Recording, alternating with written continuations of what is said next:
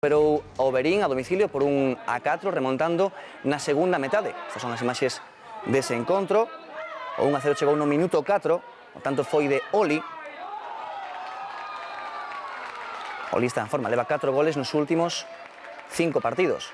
Adiantábase dese xeito o Verín, despois chegarían todos os goles do Ordes. Todos, pois iso, na segunda metade. Nada máis comezar o segundo tempo, Diego Otero marca dese xeito de cabeza. Diego Otero, que está en forma, se dicíamos, marcou na última xornada e marcou nesta por partida dobre. Aí vai haber penalti por mans de Iván e vai transformar ese penalti, a pesar de que os xogadores do Verín non entendían a decisión do colexiado. O penalti transforma o Diego Otero, que ollo leva xa 17 goles neste campeonato, segue moi de preto a Felipe. O 1-3, un golazo de Carlos Padín, parede, e con moitísima calma define o veterán,